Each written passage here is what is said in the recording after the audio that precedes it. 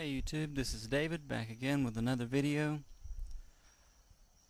Things just got really interesting uh, on my way out to where I like to stroll around in the yard at night and do these videos. My mom caught me and said, hey, I want you to watch this video. I think it's only 5 minutes long. She tried to drag me and my sister in to watch this video on the internet, and there's been so many things like this over the years where she wants me to do something. I finally learned my lesson. I'm not going to give in. I mean, I'm sorry, I'm not going to fight her. I meant to say that.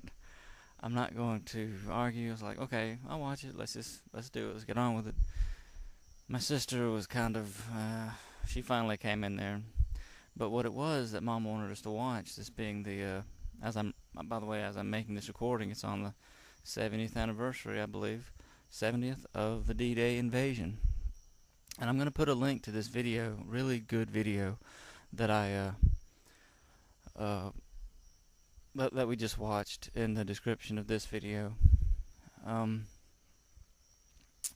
was like 14 minutes long and not 5, but as soon as we got into it, it held my attention, and I just knew this really is a great clip. 14 minutes. It was Oliver North talking about the invasion, talking about Normandy, and he actually had a real-life soldier, a veteran paratrooper, 90 or 91 years old, who parachuted in.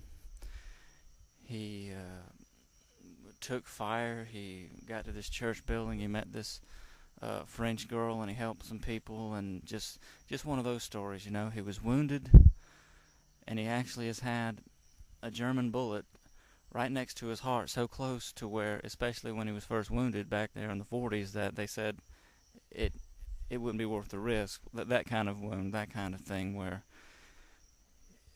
it would just be too dangerous to go in with the amount of cutting they would have to do. And that's the word he used, cutting. They would have to cut me up too much trying to get this bullet out.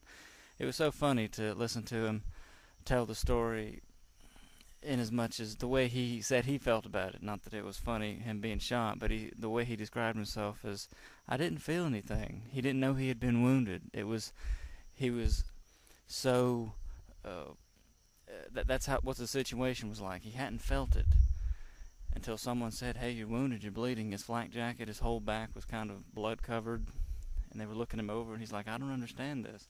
But yeah, he kept on fighting for another day before, and again, I just watched the video, and so that's why this is all fresh on my mind.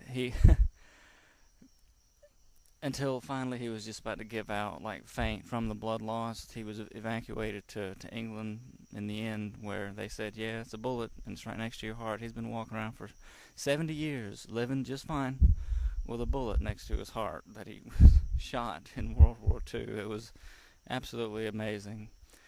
And it was just a great little video about the pilgrimage that so many of the veterans of that war go through each year, visiting the thousands of graves there at Normandy, and how it was a double-fold sadness for me, because they bring it out in the video, reminding you that this man who's in charge of the cemeteries, like I think he said, like all foreign cemeteries where U.S. troops are buried abroad in foreign countries, it's like he's the man who's over that. How there are fewer of these veterans because, of course, due to old age, they pass away, and how even Americans remember to visit less and less as time goes on, and yet how there's still so many foreigners. He said 60% or better of the people who visit, of the over 1 million people who visit the Normandy cemetery there, how they're foreign. They're French, of course, and from other countries. How people remember, and it just really struck home with me the need to remember. And so I'm definitely going to be posting a link to the video when I put this video up. It'll be after the anniversary today, but it doesn't matter. If you listen to this, please, even if you don't listen to the rest of my silly video, click on that link. It's great. It really is. It brought me to tears, reminding me of what has been done for me. Skipping to the end, what has been done for me. so that I might have the life that I do have. What I do with it is up to me, but just that opportunity, what was gained and defended through the sacrifice of others. That man, that soldier, he embraced this young kid. It might be his grandson, or it might no, it might have just been another little boy. Maybe a French boy, because so many of the French, when they realized who he was as he's walking around, and they made this video, especially it being the anniversary, they wanted to meet him. They shook his hand and hugged him. He met the same woman, met up with her again, like a little reunion. She was only 11 when she helped him 70 years ago, and it was just this great thing where he's talking to that little boy, and he's saying, sometimes the price of freedom gets real expensive sometimes, and sometimes this, they're looking at all the crosses, just as far as the eye can see, crosses of the soldiers buried there. Anyway, I'm going to end up just talking on and on about this if I don't get on with my video, but please click on that link and go watch that video if you would. It is great, and it's just so fitting that the particular set of movies that I wanted to talk about and give my thoughts on for this video was Rambo, because even though Rambo is just entertainment, it's a fictional character, there is this warrior ethos that he so easily brings, and really it has so much to do with a lot of the other things I've been thinking about lately. And yeah, I'll be talking about some of the things I like about the films, some things I don't like, but I just thought it would be a good segue to first talk about a real war hero as I began to give my thoughts on Rambo. And right off the bat, I want to say that this is not I don't want to get too much into the video I hope to put up where I basically just talk about the dark imagery we're seeing in Hollywood out of characters being written in such a way that usually they're good examples, and they don't do bad so that good may come, so to speak. That something seems to have gradually changed, and so that now we can see it more and more. No, I'm going to save that for another video, but I will just say that Rambo, being a war hero type movie character, there's violence, obviously, in a war. Just no ifs, ands, or buts. And I'll go ahead and say that really I like so much about the first three films, but I'll go ahead and just get this over with now. I didn't even watch the fourth one.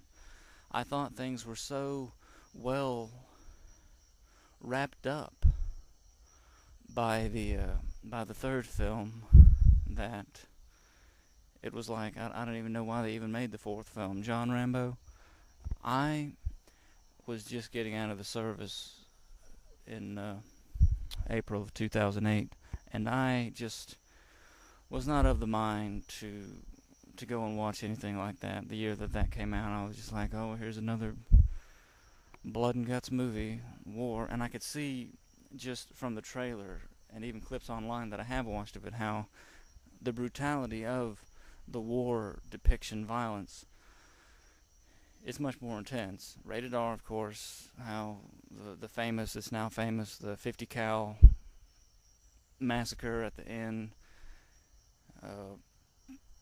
and just things like that, the cutting off of the head. I do know about this stuff, even though I haven't watched the film. So I know if I actually watched the movie and actually got into the story, the plight of those characters, I'm sure I would obviously have a different take than what I have now. It's just, this is all just about my thoughts at the moment about Rambo, and so this is all I have to go off of. Not a review, don't get me wrong. I'm not really reviewing these movies, just like I haven't really reviewed several of the others. It's just my take on the characters, on the general story, and what they've done for me, these movies, what these movies are to me. And really, to put like in a most favorite to least favorite, I would go ahead and say that really kind of like the same thing as with Jurassic Park and so many other things I've talked about lately. The third film I like, the second one I like better than that, but really it's First Blood and John Rambo's plight of trying to reconcile what he is and what he became, what he had to become as a warrior, and then trying to get back into society, and how that just didn't happen, how he was pushed over the line, and he had a pride in him that just, well, led to that situation in First Blood, which maybe I'll get more into the movie, but really, these are just the basic thoughts that I want to give out. Just basic things like that. It seems like, maybe as I think about it, as the character of John Rambo had to face the nightmare that he faced, and all of his friends died, the Special Forces guys, except for, what was his name? Omar Berry. But he died of disease related to, cancer related to Agent Orange, before John Rambo even was able to get back with him and visit his old friend who he was a POW with at one point, if I understand the story correctly. How it's like he's all alone, and that adds a whole nother level of, well, just that, being alone in who you are. But there was just something about that fourth film that I mean, if I saw it instant streaming on Netflix or something like that, maybe I would give it a watch, but it's just, I don't know what the point would be, because I thought that they ended the third film the way he's going back up against, it's really like you can look at it either way, whether it was a nightmare of the jungle warfare of people who were oppressed, and yet who were, if you look at history, were fighting themselves. So many of the Vietnamese were themselves fighting the presence of foreign armies. Or was it the communist thing? Because he fights the Russians in the third film, and you got the famous tank versus helicopter scene at the end, and the guy, and the way he has to go and rescue his friend. It was another good story, another good Rambo story. How he rescues his friend, and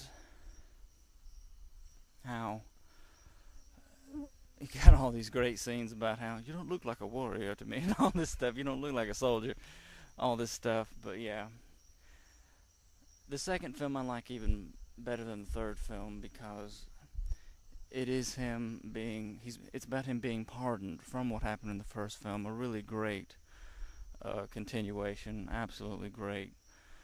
He's going back, supposed to be just take pictures. Are there POW camps? He finds out, yeah, there are POW camps, and yet the CIA guy, I think it was CIA, maybe the best. I think maybe even better. To me, it's better than I'm your worst nightmare.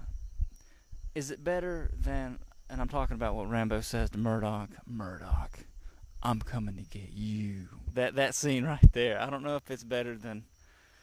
I don't know if I like that one better than. What did he say in First Blood? Let it go, or I'll give you a war you won't believe. Maybe it's neck and neck as far as which one of those little Rambo-isms I like better.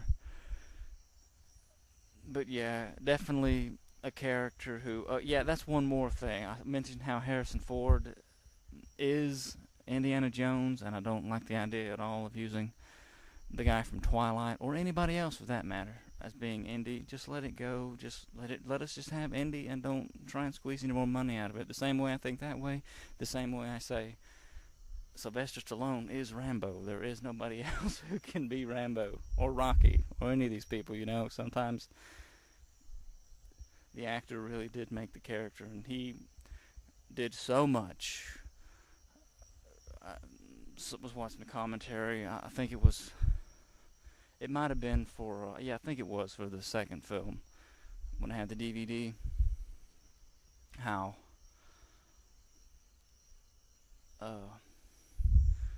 the commentary about, then again, Stallone's always been ripped. He's this athletic guy, the boxer, being Rambo, all this stuff.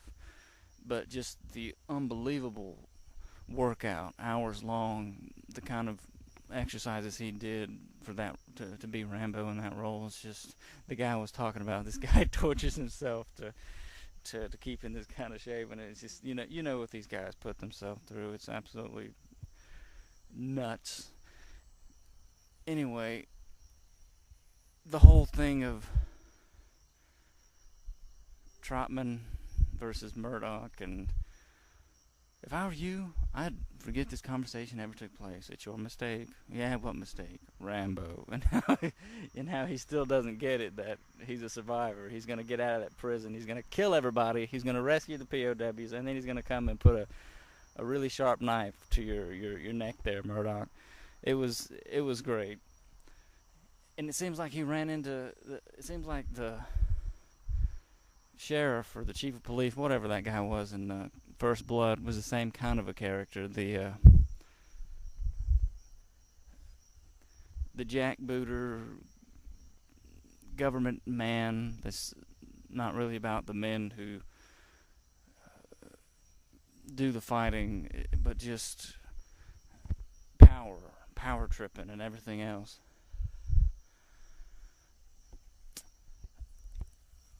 Another good saying worth mentioning, what was it? What did he say? Our weapon's a little bit more advanced than when you were in Vietnam or something like that. And he says, I always thought the mind was the best weapon, something like that. And he says, well, things change, he says, for some people. Many a good Ramboism. But yeah, it's the first film that I like the best. How there is nobody else but him. He's not fighting for anybody but himself. And I heard that there was actually an alternate thing where they thought, and this is something that I wanted to mention when talking about this, the Rambo films, and giving my thoughts on it, is that there was this alternate ending supposedly where the police actually kill John Rambo in the end, or they make him kill him, like kind of a kamikaze, I'd rather die type thing. And I wanted to talk just for a minute, now that I've remembered, about which would be better or more powerful. Would it be the soldier who couldn't readjust and who was wronged first by ungrateful people, again by just being harassed for just being himself, or was it better what they did about the, and I'm not even going to go the route of, well, they wanted to make more money, even though I know that is always on the table, and you know it is, in making sequels. But really, I'd like to think, you know what, I really would like to think that this is one of those stories where it is even better, it is more powerful that he lived, which he did, and you saw the movies, Rambo 2, Rambo 3,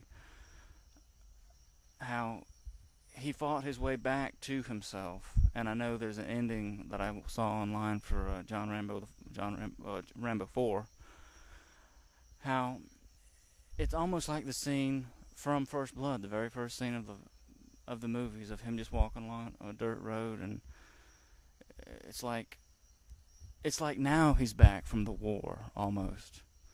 After all that war ended a long time ago, but it wasn't over for him. But that somehow they gave closure to the character in John Rambo, and maybe that it wasn't even being drafted, fighting a war, losing his friends, fighting a war that a lot of people when he got back home didn't seem to care about, much less his sacrifice and the sacrifice of his friends.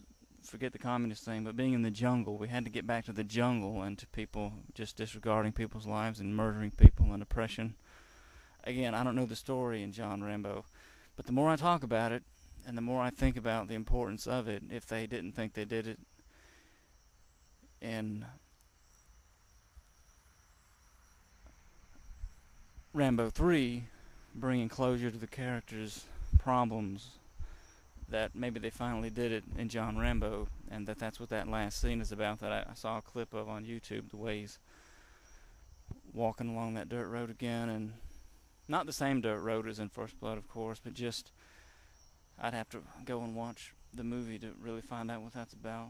I'm sure there's something said in in the movie. But again, I was just so turned off by it. It was like, for instance, this thing from the trailer that I remember actually seems like a deviation from the Rambo that I had in my mind before. The way he says, die for something or live for nothing. That, to me, doesn't really jive with the Rambo that I had in my head. Maybe I was deceived somehow, and you can write in the comments if you disagree or something. But really, I mean, he didn't die. He lived. And he killed many a bad guy toward the end and everything. But it's like, I don't know what the purpose was. And just the way it was... the way it was just... It seemed like a gore fest in the trailer. That might have been one thing that put me off from ever watching it. But, yeah, maybe I'll give it a watch one day. I mean, it's no big deal. It's just because I have the Rambo. I mean, I love so much about the character of Rambo as it is. But obviously they won't make any more films now. And maybe there is something in the story that they tell in the fourth film that wraps things up even better. It's just he already was able to earn his pardon by going back in and risking his life again and telling Murdoch, there's more POWs out there. Find them, or I'm going to find you. And the way it ends with the Colonel saying, if this isn't what you want, what do you want? He's like, I want what they want. I want for once for our country to love us as much as we love it. And how he walks away and it starts up with peace in our lives. And another great song. It's like, that was a great ending. And then they have another movie.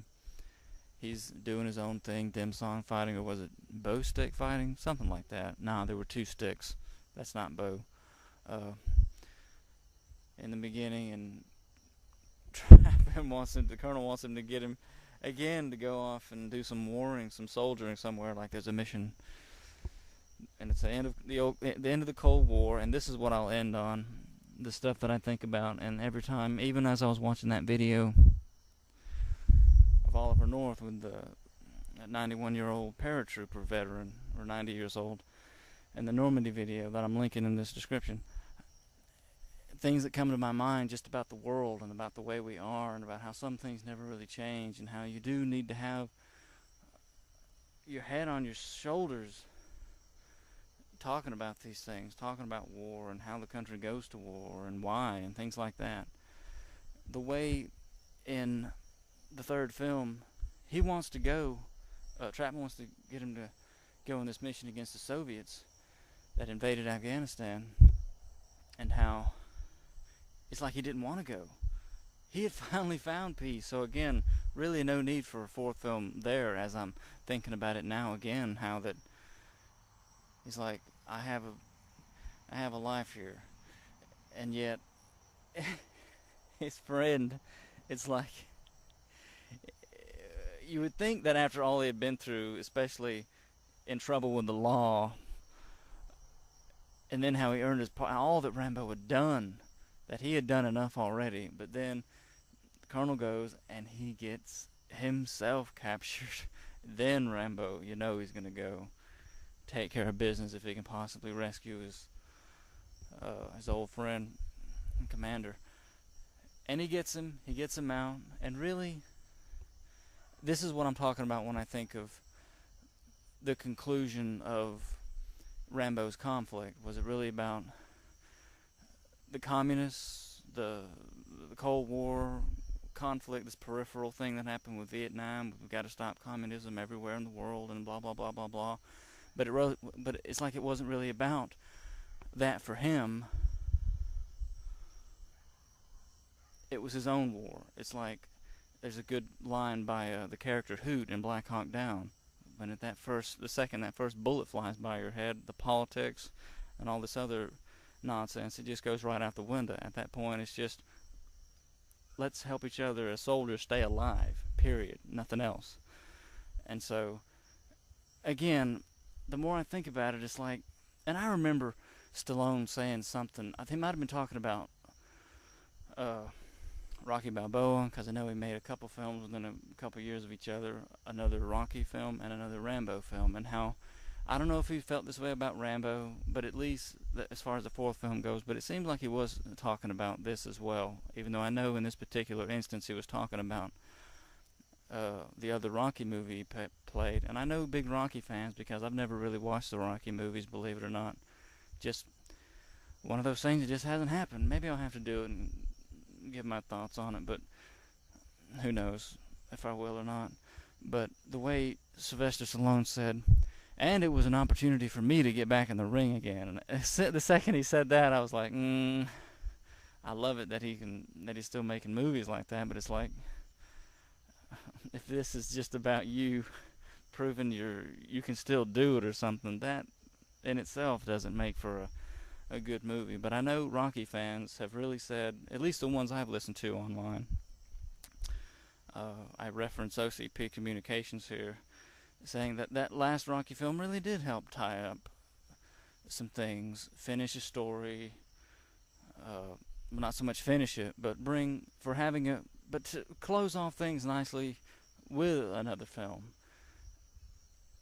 But it's just, so much had happened to the character of John Rambo. It just seemed to me like that fourth film, John Rambo, Rambo 4, just, I guess, so many reasons why I didn't see it, because in the third film, he goes to rescue his friend, he rescues his friend, and really, so many people point to the Soviet invasion of Afghanistan and the ultimate, after like a decade or so, I think it was,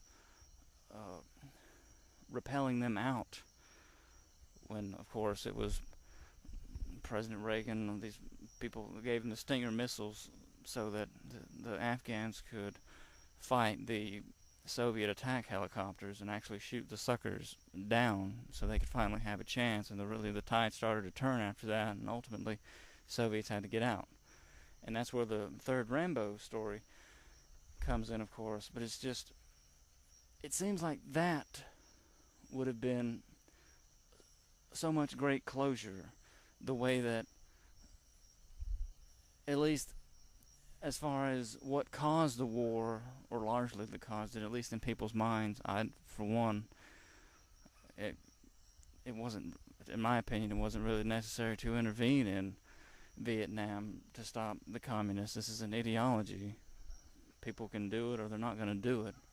And the way that we went to war, and that's the kind of thing I'll especially talk about as I go from here, because the ending of the third film, after the credits roll, you see this line, this blurb about how this movie is dedicated to all of the brave Afghans who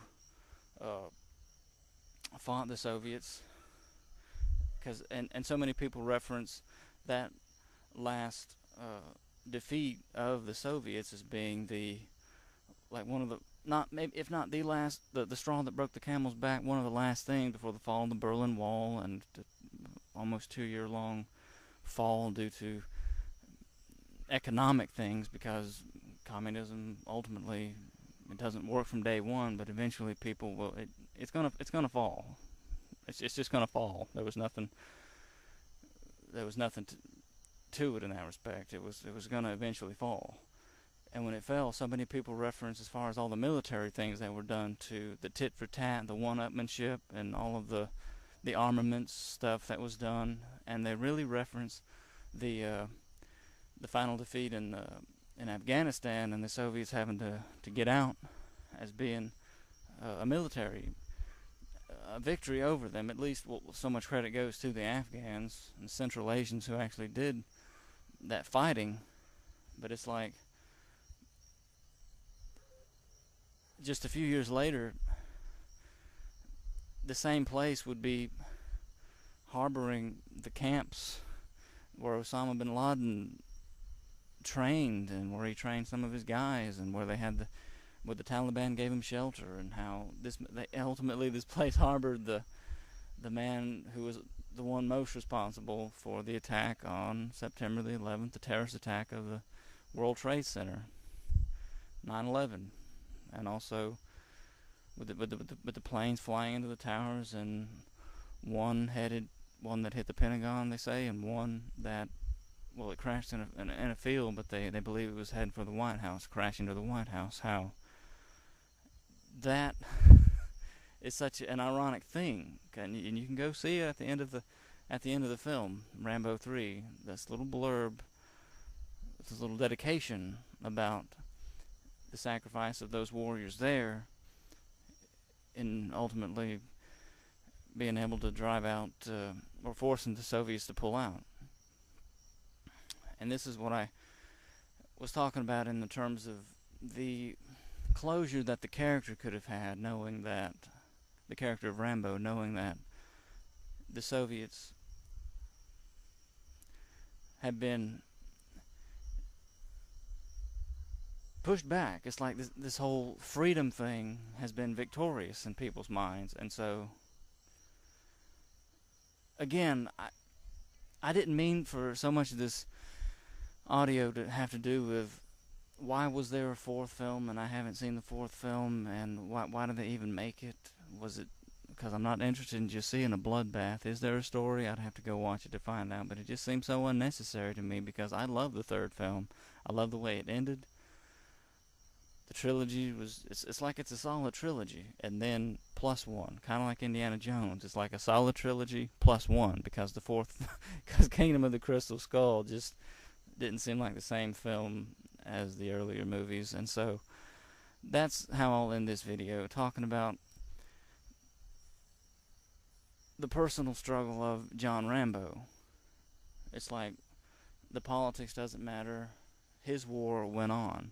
But did his war still go on after the third film? I really need to go watch the third film again. I know I'd enjoy it a lot, especially right now while I'm in the mood. The way he won. He was able to beat the people most responsible for not only taking his friend hostage, but they had invaded the country.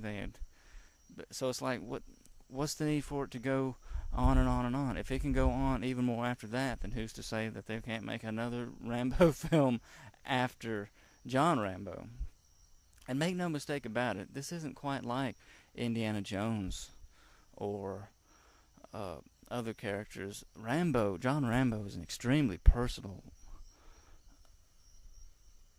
tale of a journey about one person, one soul, and every man eventually dies. So you can't just keep telling stories until you can't have like a Captain America type deal. Oh, he fought in World War II, but then he was put on ice, froze, but he's a super soldier with enhanced physical whatnot, and so he live on quite a while. We can have more and more sequels about present day stuff. No, John Rambo wasn't a super soldier or a mutant. He was just a well-trained warrior with a mind that was very unique, and he just... I know I'm rambling horribly, even worse than usual, but it's just, I can't help but think, and I'll go ahead and get these last thoughts out and end this video. Even as I was watching that video and I was tearing up about the soldiers who died in the D-Day invasion due to watching that video my mom just had us watch, this being the 70th anniversary, just to put us in mind again, remembrance. I couldn't help but think about the things that put these soldiers in impossible situations where they have to fight for their lives. I thought about the conditions put upon Germany following the First World War, and how it helped really largely to ensure the Second World War, and how, why is this? Why do people do each other this way? And again, I really love that video my mom just had us watch, because it doesn't really glorify the war itself, only the sacrifice of those men who died, and that veteran who he's been walking around for 70 years with a German bullet next to his heart, but he's just fine. It's unbelievable. Yeah, so to end this little talk about John Rambo, I'll just say I really like the character. I like all three movies. The journey is extremely unique. I want to say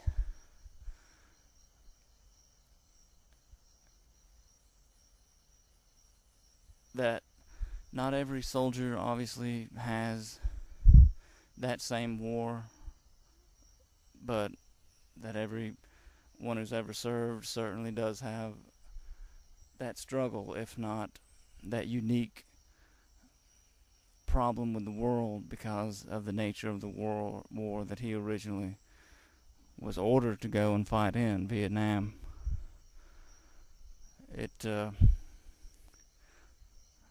I'm sure we could go on and on and on talking about the ins and outs of that, but yeah, I'm so glad that my mom told us about this video and that we did watch it together, because she was adamant about it, like, let's watch it together, let's watch this thing together, and I'm so glad we did. And especially today on the 70th anniversary of D-Day. Not sure what else I can say about Rambo. I could probably go through most of the first and second film and just scene by scene that I can remember say what I like, what I didn't like, but it's like, especially at this point in the video, after I've said the things that I've said, I know I've said enough, and now I'm just babbling. So yeah, I'll go ahead and end this video and say thanks for watching as always, and we will see you in the next. Take care.